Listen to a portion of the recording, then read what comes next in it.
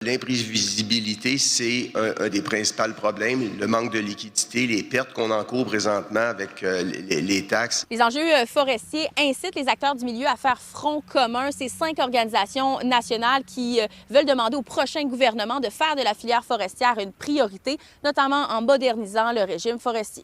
Il faut changer le régime forestier et ça presse. Donc, on demande au prochain gouvernement, ni plus ni moins, de faire de la forêt une priorité. C'était dans les discours de début de session parlementaire. Le premier ministre n'a jamais prononcé le mot forêt, puis j'ai écouté chacun des discours religieusement.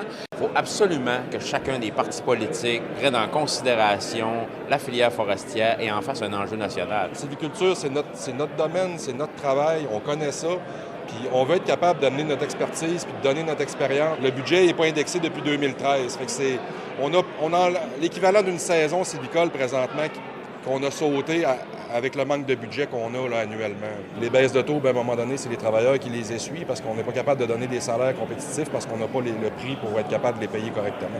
L'Alliance des communautés forestières, l'Association des entrepreneurs en travaux sylvicoles du Québec, l'Association québécoise des entrepreneurs forestiers, le Conseil de l'industrie forestière du Québec et la Fédération québécoise des coopératives forestières sont les 5 organisations ayant décidé d'interpeller les candidats à la chefferie de la CAQ. Ce qu'ils demandent est simple, la réécriture complète du régime forestier. On a des taxes de 35 plus 10 donc avoisinant les 45 Vous blâmez qui dans cette histoire-là? Seulement les Américains.